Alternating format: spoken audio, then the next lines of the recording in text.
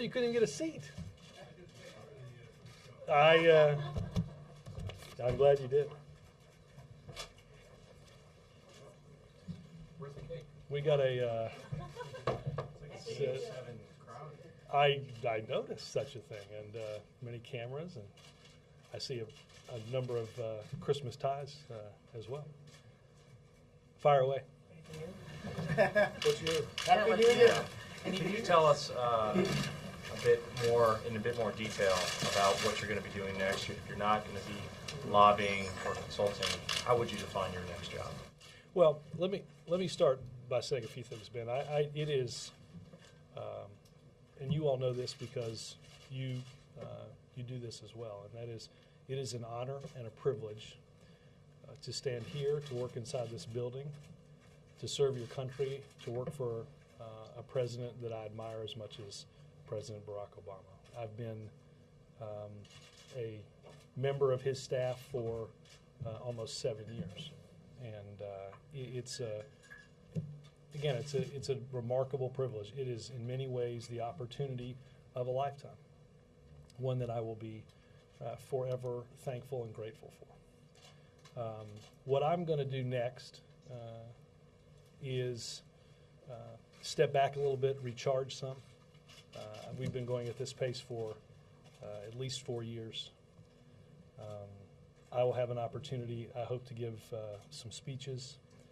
I will continue to provide advice and counsel to this building and to this president. And I look forward to continuing to do that. In terms of advocacy for the president, are you looking forward to the potential freedom that will come from speaking for him and not being behind that podium? No, no. Look, we're in a very different political environment than we've been in a number of years in this country, and I think whoever stands here or whoever goes on television to make the case for this administration should be an advocate for the decisions and the policies that are coming from this building. You certainly have to play that role. I'm not going in order to be freed up to say a series of things that I might not otherwise say. I've enjoyed every time I've come out here, and even on days when I miss Compton, even every day, even when you wake up at 4 and pick up the paper and groan that you have a sense of what the first several questions might be. But I think it's important for this country and for an administration to come out here and advocate on behalf of and answer on behalf of its policies and answer your questions. And you've talked about how long you've been next to now President Obama. Can you talk about the impact that you think your leading will have in concert with David Axelrod and already Rahm Emanuel? I will say this. One of the things you learn very quickly as you walk into this building each day, you're struck by the sense that of the history of this place, and you realize that whatever your length of service here, it is temporary in the long and wonderful history of our country. And I think it does an administration good, and I think it will do this administration good to have people like David Plouffe and others come into an administration who haven't been here, who have been able to watch a little bit from the outside. We all admit you have to admit there's a bubble in here to some degree. So I think having new voices and having fresh voices, some of those voices that are coming back from having taken a couple of years off, are an important part of this process. I think they will serve the president well, even as people like David Axelrod and I go outside of the building and have a chance to talk to the president and people here with a slightly different perspective of not driving in here each morning. So it's I think it's unique. I think it's but the truth is you walk around here and you see the history and such, and I just reiterate again, you realize that for however long you're here, it's temporary. But what endures is our government. What endures is the great experiment of democracy that's proved to be such a wonderful thing for the world. Just to follow up, Governor. Let me go around. I have a feeling we'll be here for a little bit today. A couple of questions, one domestic and one international. The incoming Republican budget chief for the House, Paul Ryan, is saying that he will demand spending concessions from the administration in exchange for an agreement, a willingness to lift the national debt ceiling. Would the administration be willing to consider such? Look, man, I think we're going to have a discussion, and we are going to have a discussion about steps that are going to be taken to get our fiscal house in order. We made some extraordinary decisions over the past several years, some in this administration, some in the previous administration, to deal with the financial calamity, to deal with the tremendous downturn in our economy and the job loss that it's wrought. But we are not here. I think it's important to understand we're not here because of a series of decisions that just got made in the last 6 months. We're dealing with we're dealing with a series of decisions that date back quite a long time, that the bills have continually come due for, and we're going to have to address them. What the exact specifics of those look like, obviously, that's part of the process that we're going to go through. But I hope that everybody approaches not just the exercise of fiscal responsibility and fiscal restraint seriously, but I think it's important, as you heard Chairman Goolsbee say this weekend, it's important to approach the upcoming vote, as you mentioned, on the debt limit in a way that's responsible and in a way that doesn't threaten the full faith and credit of our government. The president is obviously has President Hu's upcoming visit on his mind. He stopped in at a meeting with the Chinese foreign minister at the White House yesterday. How hard is the president willing to push President Hu on China's currency issue and on human rights when they meet? I think those two issues that you mentioned will be on the agenda and will be tremendously important. Those are issues that came up yesterday in the meeting, as you said, that the president stopped by. China plays an enormously important role in our global economy, and China has to take steps to rebalance its currency. And the president will continue to make that point when President Hu is here, as he did with the foreign minister.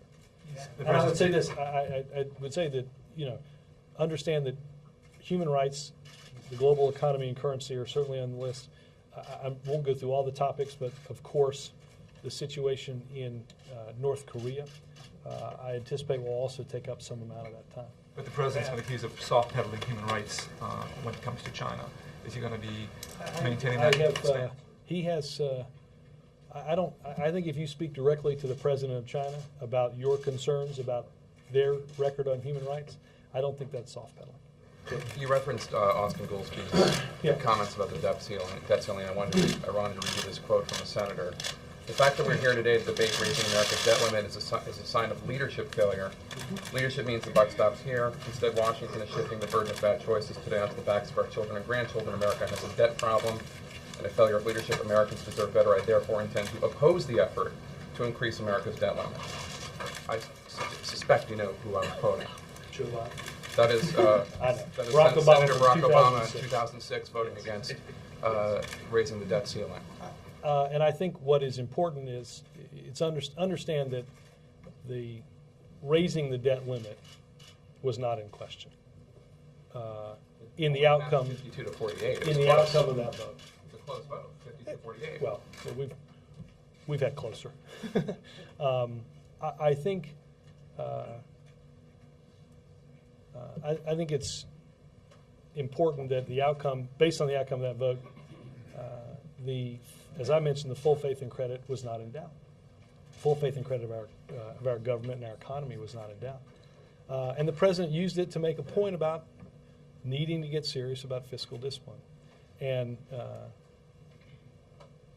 we, as I said earlier, are dealing with the legacy of decisions that have been made over the past many years.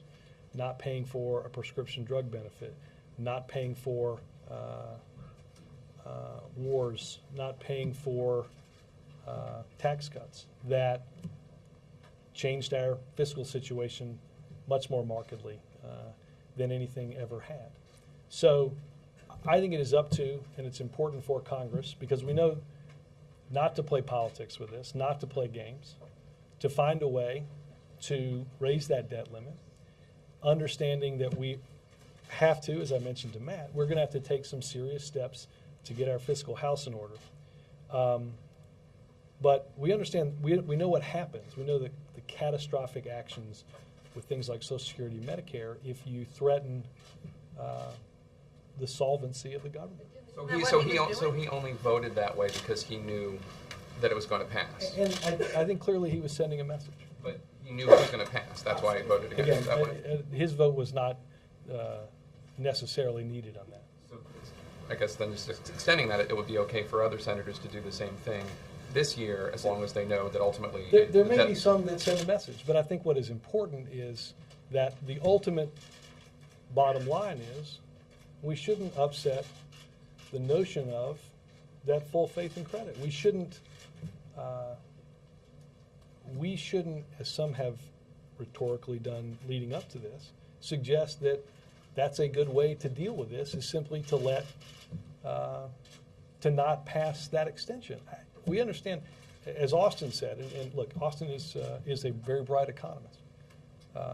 The effects of something like that, as he said last weekend, would exceed anything that we saw in the financial collapse in 2008. Right, and just a quick question about the assassination of the governor of Punjab in Pakistan. I was wondering if you could put the assassination in the context of the president's AFPAC review, whether you think it indicates anything about how successful efforts are to root out extremism. The governor was regarded as the best spokesman against extremism since Benazir Bhutto. If you could just comment on that. Look, I think, first of all, I think it's important that that our government express our condolences. As you mentioned, this is an individual who had worked hard to promote tolerance, and his loss is a great one for Pakistan. Secretary Clinton met with the Pakistani ambassador yesterday to personally pass along the president's condolences. I would simply say, Jake, that we remain committed to the efforts that the Pakistani government is and must undertake to root out violent extremism and to bring greater peace and stability to that country and to that region of the world. Robert, are you going to be endorsing a successor in your job? I mean, are you going to give the president any advice and counsel on who you think? I generally don't speak publicly about the advice and the counsel that I give, and I shouldn't change that today. Where do you think he is on the chief of staff situation? Is he leading in any direction in terms of, it's been made clear by various Democrats that if Pete Rouse wants to stay, he can. Do you know where the president is, where Pete Rouse is? I don't have a lot new for you than what I think was quoted as saying a couple of days ago. I expect that a lot of personnel decisions will get wrapped up in the next few days, because the president and the team understand how much work there is to be done this year, that our plate is full, and that we have many important issues that we have to address. And I will say I expect that the president is likely to make some economic team personnel announcements on Friday. I will not get into who that might be, but I think on Friday we will travel in the area, visit a window manufacturer that will take advantage of some of the expensing provisions that the president proposed in the fall and were contained in the ultimate tax agreement, 100% expensing for the next year of investments that are made, that they'll take advantage of that, and he'll draw some attention to that as well as react to whatever the jobs numbers are. Is, NBC announcement and the window manufacturer? Yes. Did you sort Is Friday. Gene Sperling shopping for new windows right now? I'm not going to get into Real it. quick question on the Medicare regulation that administration officials this morning are saying the New York Times report is true, that you're going to take out the references to end-of-life planning that would have been covered in the healthcare reform law.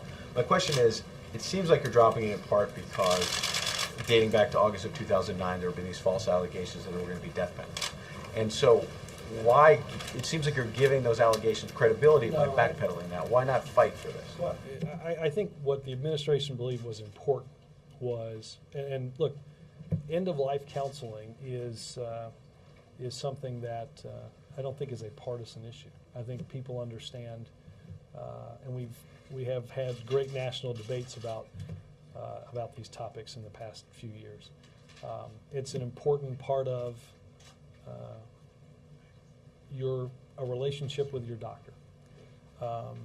The proposed rule did not have these provisions in there originally. We did not think it made sense, based on that, to necessarily include them in the final rule without having some discussion about that. And so those come out of this rule, but that doesn't change, I think, bipartisan support for having an intelligent conversation with a medical professional about your choices for end of life. Things that upsets liberals in the president's own party, that he doesn't fight for these things sometimes, you give in on it? And No, again, and we did not think that the process in the rule making was what we wanted it to be in terms of having and giving the public an adequate space in a public comment period to debate these kind of things. That does not change, again, our support and other support for these types of confidential discussions. Robert, could you talk a little bit about your personal things that went into your making this decision? I mean, obviously, you can make a ton of money giving speeches, and you've been on a government salary for a long time. There's also the issue of personal freedom. Maybe you're exhausted by this job, and maybe you're just sick and tired of us. Could you tell us a little bit of what went into this decision? Maybe. I will say this. Look, guys, I am not good at talking about myself.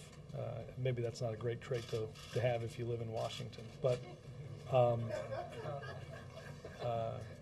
look, obviously this was not an easy decision. But again, I think there's a very natural time period to make the decision to recharge a little bit.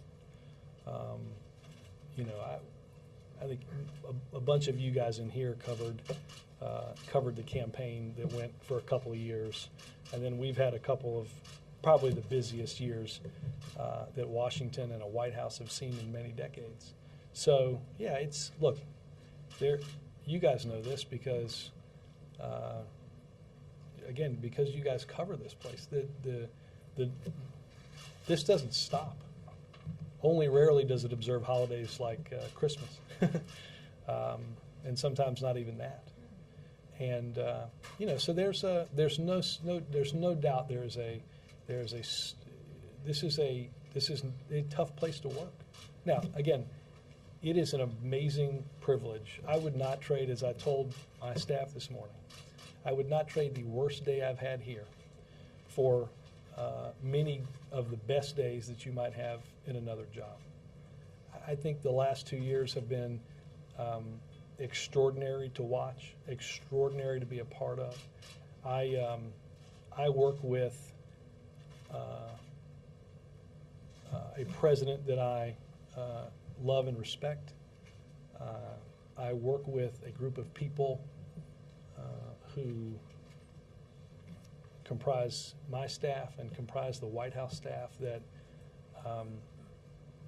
I've worked with almost nonstop for many of them for 4 years. Some, Tommy Vitor came to the Obama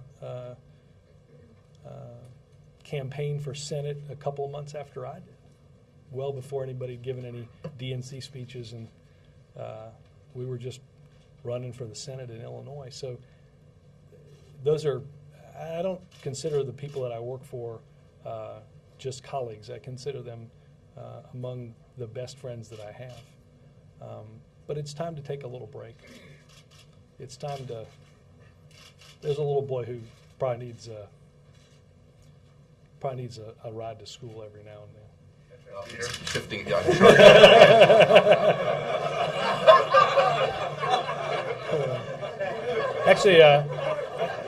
Actually, I was talking about Nick because the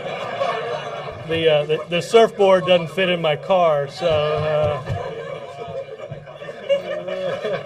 Is that a tan or? Yeah, I was going to say that, my friends, is not a tan. He's tan, but those are the results of something a little bit more embarrassing. Did I just mention? Are we on TV? I'm sure people will follow up on your situation, but if I could shift to healthcare for a moment. Obviously, I would much rather talk about healthcare than myself. So healthcare reform is going to be under assault, obviously, in the coming weeks and months. How active is the president going to be in defense? Is he going to let this happen on Capitol Hill, or is he going to get out there? Are there any plans in the works for a major speech from the president defending healthcare reform? And are you reluctant to turn it into a political football like it was a year ago? Because I think what's important, Chip, is to understand that, and you've seen this acknowledged, I think, by many proponents of repeal, that this is symbolic. They understand that this is not going to land on the president's desk. It's not likely to pass the Senate. That this is a bit of huff and puff. This town does that great. Funding and have a significant effect on and those are important, but I think it's important, though, to take just a step back and understand beyond the symbolism what this means. What this means is going back to a healthcare system where insurance companies are in charge and call the shots, where a child that is sick with a pre-existing condition doesn't have to get coverage in the greatest, strongest, most powerful country on the planet, where seniors don't get help with their prescription drug costs. make a major speech making these arguments. I think the president's position on it is fairly well known. I don't anticipate that. I think as the debate continues and as the implementation continues, which I think is the most important part of all this, as the implementation continues, you'll hear the president discuss this. It's not, obviously the president is focused very much on the economy and in the job situation right now. He's remarkably proud of the accomplishment of health care. We have now the tougher task of implementing and to ensure that what I talked about a second ago. I mean, we're a family not having to worry about losing their insurance or having their insurance coverage capped by the decisions made by an insurance company. Fear of skyrocketing premiums with no accountability. As I said, fear of discrimination on pre-existing conditions. I don't think that the American people want to go back to a healthcare system where those safety nets are in doubt, and that's what the law is. Yes, sir. Robert, just to follow up on two subjects already covered and one new one. On your end of your tenure as White House press secretary, President Obama has already said some kind things about what an effective advocate you were for his policies and administration. How would you grade your own performance? Since I still have many more briefings to do before the end of the month, I'll defer that question until the end of the class. Pull it out still? I don't do well talking about myself, and would there be anything you would wish that you had done differently? oh, I think if you have any job and you say you don't wish you would have done something a little differently, you've probably not taken a good, necessarily a good look at. Of course, I mean, I don't. There may be something. There's probably something every day. Look, and I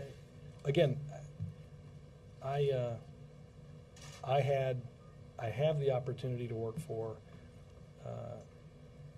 and work for this president, serve this country, work with so many wonderful friends, and and be in the middle of what's going on. It has been a tremendous honor. Would you count yourself a success in what you did here?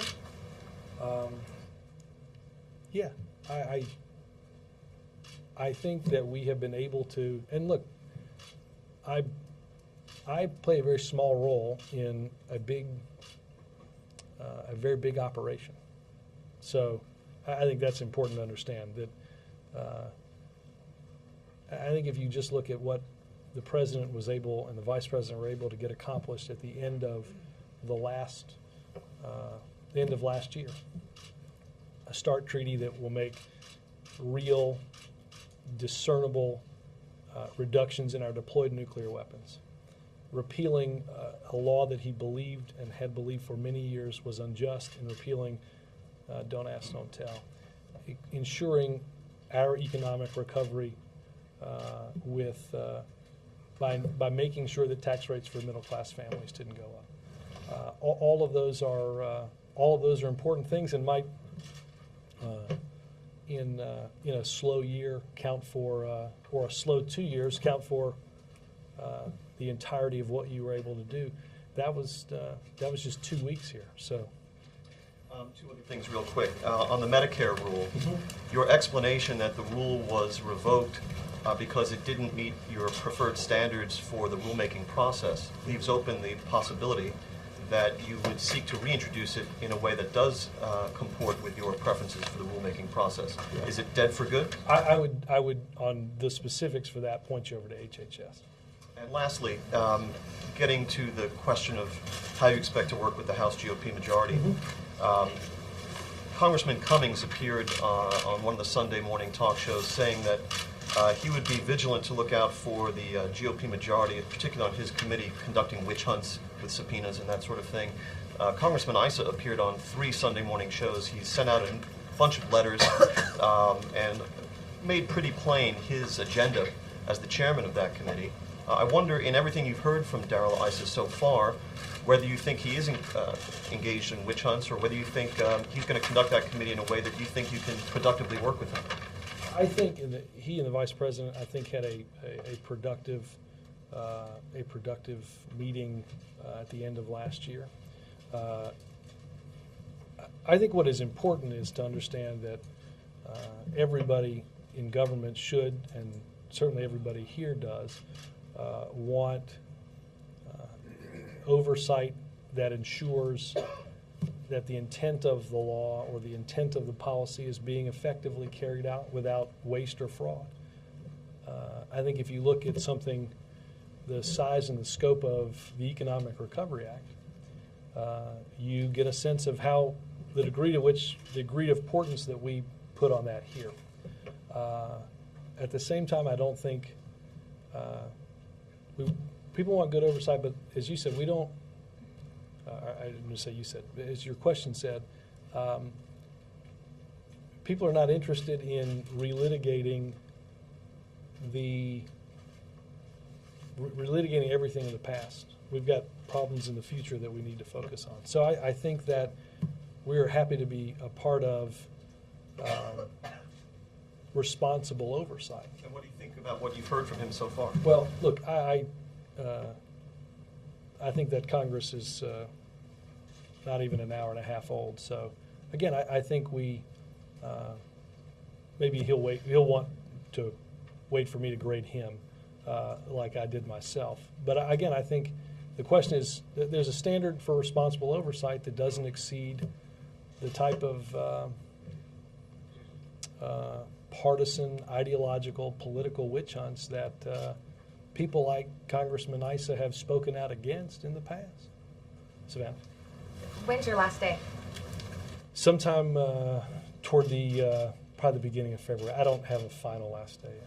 Okay. Do you anticipate that your successor would be named before you go? Yes, I do. Do you think the president's going to call John Boehner today? I neglected to say, I believe that there's a tradition of hearing from the new Congress. He will speak to Eric Cantor and Nancy Pelosi, I think, on a call that they're going to place to hear about 3:30 this afternoon. I can check on whether he intends to speak with the new speaker. Obviously, he has had an opportunity to speak with him many times since the election. And again, I think what this administration hopes for is that for the type of bipartisanship and the type of collegiality that was had during the lame duck. We dealt with some tough issues. We dealt with some stuff that had been on the books or on our plates for quite some time, but we were able to do that in a way that served the interests of the American people. I think it's a pretty good path toward what this president would like to see, our ability to work in a bipartisan manner to make progress and move this country forward. In the interest of collegiality with the president, invite him to play golf? I could see that happening, yes. I think that might require the president to practice a bit before that. I think the new speaker is... You're leaving so you can say that the president isn't as good as golf. I would say that if I had just signed up for 8 more years, and that is, I think the president would be probably the first to tell you that whenever, I don't know what Speaker Boehner's handicap is, but whenever you tell people what your handicap is, it sort of indicates that you're good enough to know what that number is. Having played on occasion with the president, neither of us have discussed our many handicaps in playing golf. And real quickly, has the president spoken to Bill Bailey this week? Not that I'm aware of. Do you anticipate he'll speak to him today or meet with him this week? It's certainly possible, yes. Robert, is the Camp David retreat with the Republican leaders still being considered? I think that's something that we continue to have interest in. I don't know where that lies, and I can check on that. Laura? Yes. In terms of the departures and replacements at the top of the West Wing, yours and others, a lot of the candidates who are being mentioned or who are certain to take those roles are sort of coming from within the White House or within the general Obama sphere. Is that, what are the advantages of that, and do you see disadvantages to that in terms of not having the front? Look, obviously some people will take on new roles that have been in here. And look, I think you guys understand that some sense of continuity is always important. I look at somebody like a David Plouffe, who, sure, he's obviously quite well known to the president, played a very important role in the president getting to the White House. But I think David will bring a perspective that is fresh because he hasn't been inside of here for 2 years, and I think that's important. So I don't think it's a matter of necessarily just seeing totally different people. I think there's a perspective that you gain when you're not in here every day. Does Plouffe have a start date? I believe Plouffe will start next Monday. And on, in terms of your future, do you plan on, are you open to working for people other than advising Barack Obama, advising other Democrats or other candidates? Yeah. I have probably worked for my my current boss is probably my last political candidate. So, and what about in terms of corporate clients? Do you imagine taking anything on other than paid speeches to earn money? I haven't gotten that far. Obviously, I wouldn't want to get into that while I had not made any intentions known about what my future held. So. And lastly, when you're as an advisor to the president from the outside, would that be a paid position, or would you be compensated in any way, or just? I don't know that we've gotten all through that. Sometimes the advice that several of us give the president here, he might consider worth what he paid for. So that might not be. That might. Yeah, I was going to say that might. We might not want to do that on necessarily a sliding scale, but I'll work through some of those issues. Why is he your last political candidate? Hmm? Why is he your last political candidate? Seems like a pretty good one to stop on. Peter? Robert, when you've come out here, has it been to the podium, has it been a help or a hindrance to be both a main advisor and the spokesman? Look, to me, it's been a help, and and I think to you, it's been a help because I think you want whoever is in this role, whether there's somebody. Look, I have a pretty unique relationship with him, from based on just how long I've been here, and the types of, you spend 2 years on the road with somebody, or almost 2 years on the road with somebody. You get to know them pretty well, and you get to know how they think, and I think that's helpful. Look, I have always, the way I've operated has been, and when we first started here, there were people, well, do you want to know this? Do you want to see these memos? Do you want, look, I would rather know and have to be cautious than to go out here and say something that turned out to be false. I haven't done that, and I don't think it ultimately. I think if something like that happens, it's hard to do this job. So and look, other people may be different. I'm answering from my perspective, and that is, I would always rather know and understand what. And look, there have been times, and I can't get into stuff. I'm not going to get into that, but I'd rather know than to land on the wrong side of what the truth is. Through the years, there have been certain press secretaries who have been strictly mouthpieces, and others who have had the dual roles that you have. Would you advise President Obama to make sure that your successor has the same access that you've had? I will say that, again, I want to separate just slightly, because I do think I have, because I've been here so long with him, or been with him so long, that there is a uniqueness to that. I think any press secretary has to have the ability, and I don't think any press secretary would be hired in this building that didn't have the ability to go see the chief of staff, go see the senior advisors, or go see the president or the vice president when they needed to. I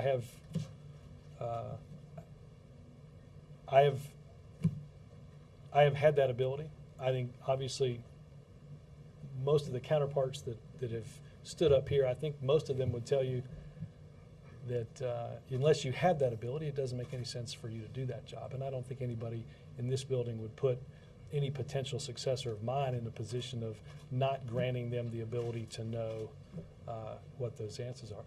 Again, there's always the times in which you know stuff that the president's going to make news on, or you look. I read a certain amount, and I'm involved in meetings in a situation room that you just can't talk about. You will have those opportunities, but it's important to be able to walk into his office and say, "Sir, I need to get your opinion on this." Finally, might you write a book? Not in the near future, no. Yes, ma'am. You mentioned that on Friday there will be economic personnel team announcements. In addition to the NEC, what else could we expect that day? It is one of those occasions that I was just speaking of, Peter, where one might know and one might decide whether one wants to make. Let me do this, because I don't think all of those final decisions have been made. Let me address that possibly tomorrow.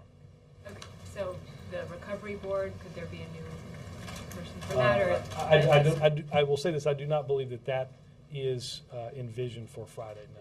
It will be economic team plural. Plural. Okay. And is the president, as he finalizes these decisions and reshapes his economic team, is he looking for any changes in the direction of his economic policies? Well, look, again, we talked earlier about at each different phase of the recovery, there are different aspects that that have to be focused on. Obviously, fiscal discipline and fiscal responsibility. After some of the extraordinary steps that the White House has had to take on the road to that recovery. After those, obviously, getting our fiscal house in order is an important one. But look, I think that ensuring our competitiveness and making sure that we are as an administration investing in the investments that will create a workforce that is more educated, more competitive, and able to better compete in a global marketplace. Those are the types of things that are tremendously important to this president. Could you talk about if someone like Bill Daley were to join the administration, how they could be an effective advocate with the business community? Let me without using that hypothetical name, look, I think that this president is. I think that we've taken steps that were important to ensure financial stability and to ensure that business was on the best footing possible in this country. I think the president would be the first to advocate for what he believes are some strong pro-business policies. I think if you look, to take a second and look at the, bless you, look at the auto sales numbers from yesterday. For the first time, and they were checking for me, and I don't know how long, the big three increased their market share. And you saw an investment in the auto companies that was made by this administration that restructured Chrysler and GM, put them into bankruptcy, restructured them, took them out, has led to, I think, what anybody would term as an unqualified success at this point. A stronger economy has lifted auto sales. As I said, the big three have added market share for the first time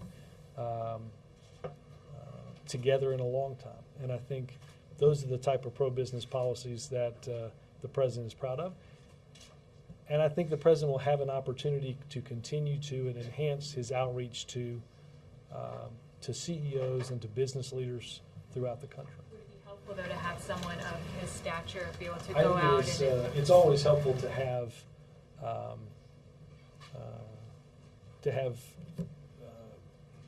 more and more people who can do that for you. Wow. Robert, why was the decision made to announce your departure before a replacement was found? Unusual. I don't know. I don't know that it was that unusual. The search more public and more kind of fishbowl-like than if you did it all at once. As opposed to all of our unfishbowl-like. Fishbowlism. Yeah. I don't see that. I don't know the answer. Okay. My other question is, in follow-up to Laura, if you're going to have some kind of a major role, outside role as a paid consultant to the campaign, why wouldn't you rule out taking corporate clients for the duration? I don't think I did. You got to understand where I've been. This is an announcement that's only a few hours old, and I haven't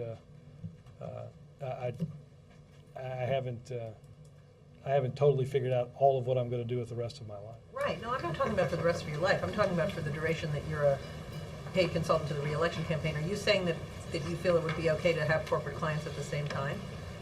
If that's something I decided to do, and I was comfortable with who those clients were, I don't think that necessarily.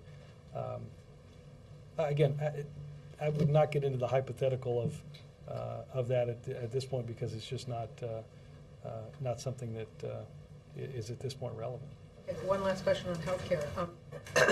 To the extent that the debate is going to be relitigated, I'm wondering if you feel that the White House has kind of a chance to make a more effective argument and maybe persuade more people than ended up being persuaded of the merits of this last year.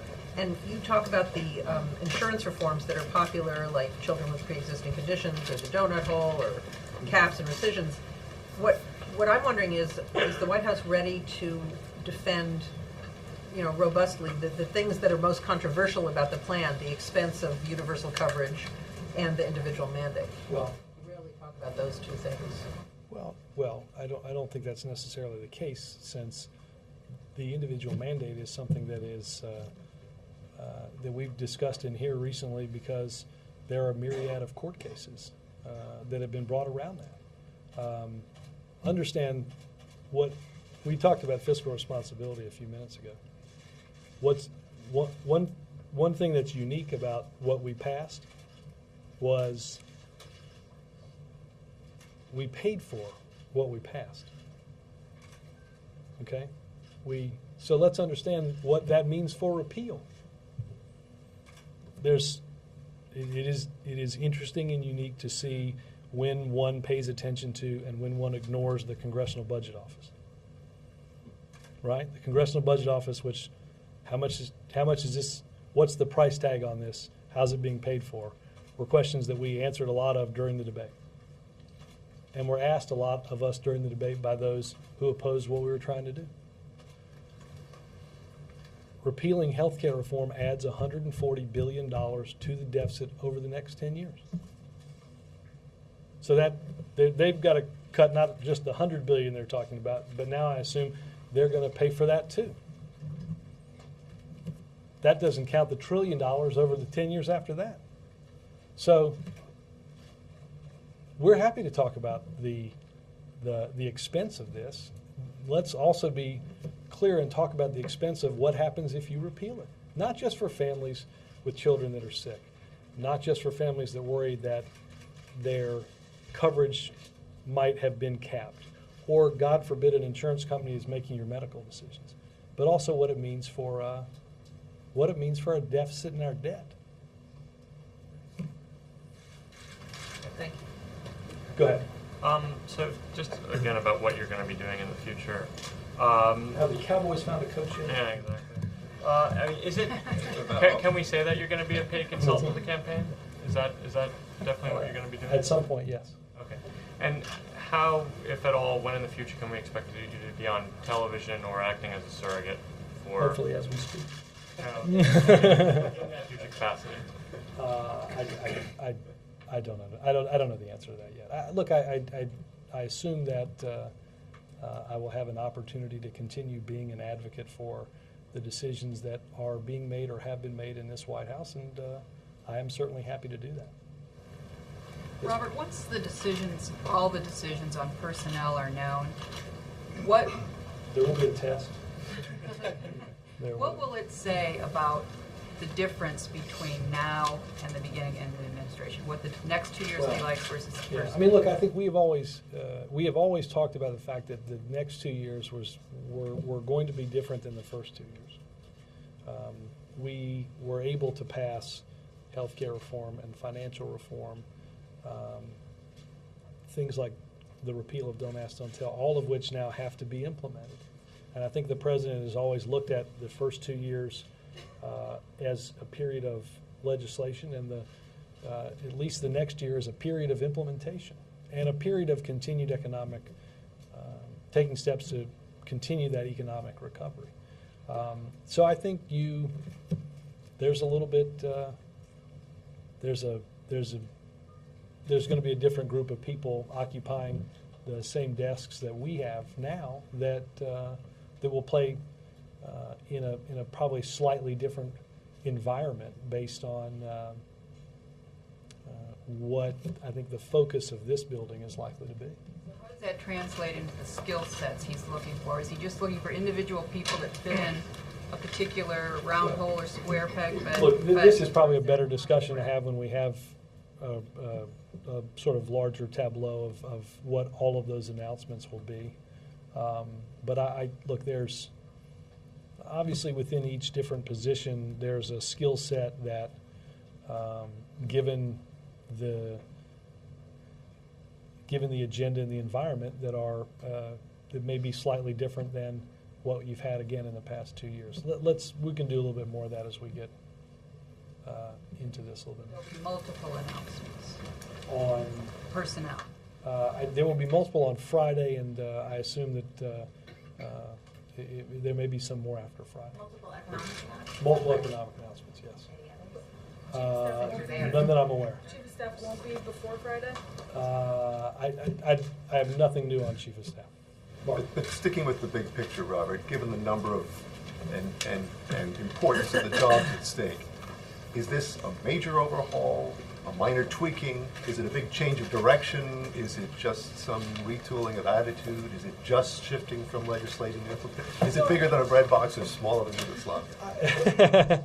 That's a good question. No, look, I think there are. No, I think there's a. I think in many ways this is a pretty major retooling. But again, part of this is based on the fact that there are a lot of us who just feel like we need a little bit of a break. So some of that happens because just of the natural cycle of this. I think that's. I should have layered that into my answer on Jackie's question. I think that's certainly important. Again, there are new environments, and there's a new Congress. There's a whole host of things that one has to and should take into account when you're making a lot of these decisions, and certainly the president and the team here are doing that. It's more than just new faces doing the same thing. Oh, I think so. I think and the truth is, I mean, I think, I wouldn't necessarily think of the fact that,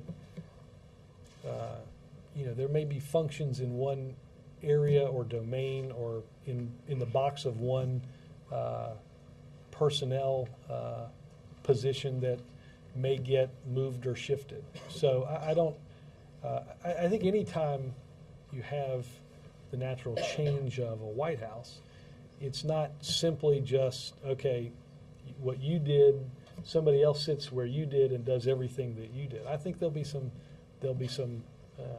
retooling of that as well. But a major retooling for what purpose or to correct what deficiencies? I mean, what's major retooling for what? Well, again, the reason I would consider it a major retooling is obviously there are a lot of people that have been here for a while, and certainly since the inception of the administration that are leaving.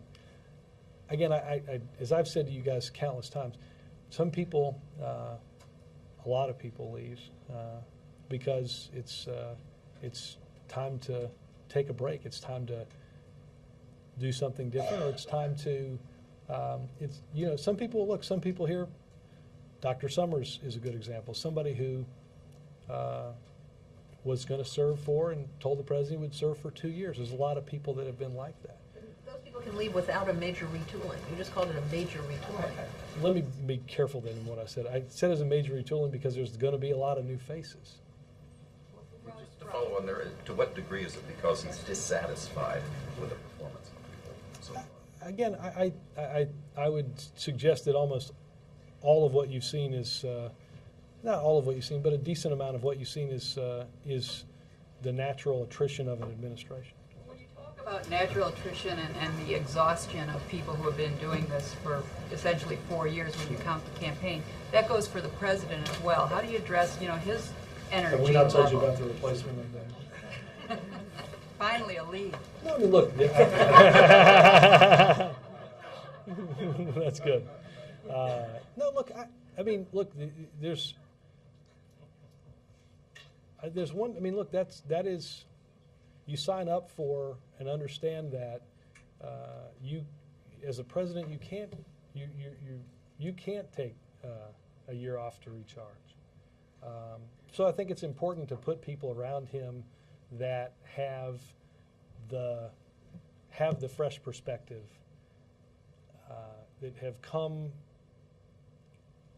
into a different job or have come into the administration after having not been here for a couple of years, and give this place the vitality that it will always have, largely because it's the White House. But I think it's important that and I think the president believes that's important, that they're having additional voices, having different and fresh perspectives, having those come from, again, folks that haven't necessarily been inside this bubble for 2 years or 4 years or 7 years, that's really important to the process of running an administration, of running a White House, and governing a country. Thanks, Robert. Robert, thank you. Having been at this for 2 years, can you talk to us a bit about the value of the daily briefing? Do you think it's helpful to the general public? Is it helpful to reporters? Is it helpful to the White House? Would you make any changes? Would you take it off camera? Do you like it being on camera? Look, we've experimented with a couple different things. Like I do think there's a great utility in doing some off-camera gaggles. We probably, truth be told, haven't done enough of those. I think there's an ability to talk about things slightly differently without all these fancy lights. I think it's important, though, as I said, I alluded to earlier, it's important to,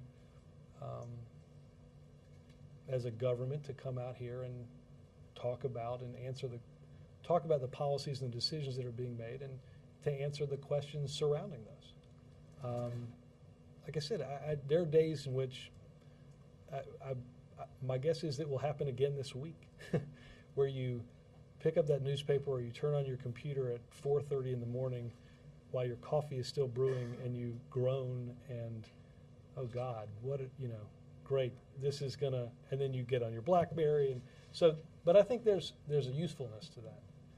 I think there's a reason that this has been an enduring quality. I do think there's. Look, I think there has to be. And I think there should continue to be experimentation again with gaggles. We've tried more stuff on social networking that I think will continue long past my existence inside this building, because that too is important. You now have the ability to look. I got on something like Twitter largely from watching you guys tweet while the president was standing right here. And it's a fascinating concept. All this stuff moves much faster.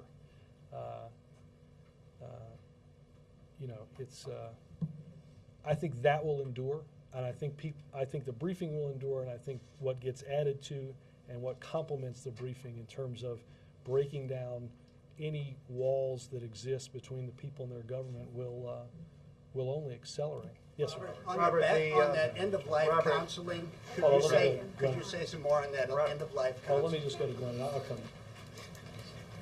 I was going to ask exactly the same question. To follow up on a couple of the other questions regarding the retooling, there was a lot of criticism. Some of it came from within the administration, sort of self-criticism about messaging in the last year and communications. You're leaving, David Axelrod is leaving. You two are the principal architects of the communications and messaging strategy. Should we read anything into that? No, I don't. Look, we'd be the first ones to tell you that we haven't been perfect. It's a difficult environment, given where we are economically. Does not to make any excuses. People in here will hear me joke. I haven't been to a policy problem meeting yet. Every meeting I go to is the policy's fine. It's just we're not communicating it well. I get that. I get that. That's sort of some of the way that that you go through problems here. But I think you'll see continuity, obviously, in the message operation here.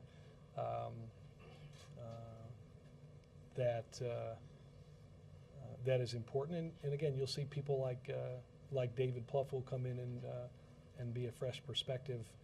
But I don't think it'd be fair to read into the fact that the reason we're leaving is we haven't felt like we've accomplished anything. Do you think you'd like to be staying even if the midterms haven't turned out to be so difficult for them? I didn't make a decision to step away and recharge because of the midterms. It's a very natural time in the administration. It's a good time to get, as I've said, some fresh voices, including somebody up here. Margaret? Thanks. You talked about how it doesn't necessarily need to be a new voice, that it's important to be a fresh voice. And even if Bill Daley and Gene Sperling aren't the ones named to these new positions, they've obviously been given very serious consideration, or the front runners, or expected to be named. these are Clinton people originally. Is that a coincidence, or is their service and what they represented and their experience back in the Clinton years something that you? Let me say this because I don't want to. I'm not going to. Well, as Jackie pointed out, I've been pretty good at not making the news today. I will. I don't want to get into. I don't want. Again, I don't want my answer to be based on the names that you brought. Look, I think there are. I guess part of the problem with this is there's not like one type of person, right? You want people that. There are people that are important to have in here that haven't served in government, and then there are other positions where previous service in government, be it for Clinton, be it for others, is important. We have people here, obviously. I go down to John Brennan's office. There's a picture of he and George H.W. Bush. So there are people that have been here through a bunch of different administrations. Again, I think some of it, I hate to talk about it writ large because sometimes it's, I don't think the example necessarily carries as easily. It was good during the Clinton years, though. I mean, does this administration believe that having some of those advisors who were responsible for bits of the economic package? I think. Look, whether it's Jack Lew at OMB, I think Dr. Summers, who had been obviously here before, obviously Secretary Geithner served also in the Clinton administration, and others who, and Gene. Jason Furman. There's other, folks that have important experience, and I think that's good to have. They understand and have. They have, as I said, they have important experiences. They understand what the job entails. There was some discussion about you staying on in the administration, but not as press secretary, and I'm wondering why you decided not to go that route. Was it a matter of just being too tired? Was it a matter of not finding exactly the right portfolio? No, look, I had some. I think the best service that I can provide this president is for the next couple of years outside of this building, and. That coincides nicely with my wanting to get a little bit of a break, and it all worked out that way. Could you see coming back to the White House if you win the second term, or are you declaring your White House service done? I'm not going to. I wouldn't close the door. I told the president I am happy to serve as ambassador to Italy in the second administration.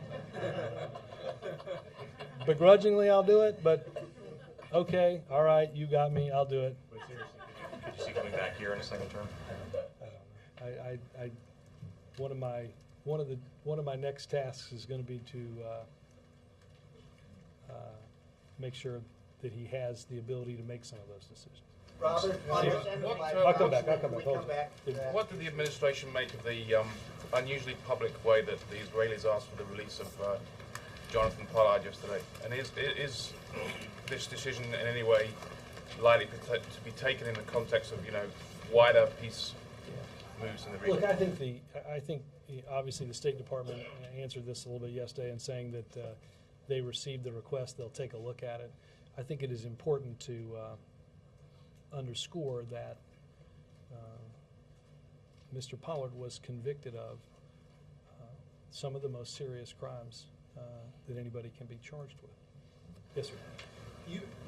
Your use of social media platforms like as you used to call the Twitter and YouTube the use of these kind of platforms, to what degree can you gauge its effectiveness in terms of sort of bypassing us who are filters? Here's, I think, a great misnomer, because I think it's important.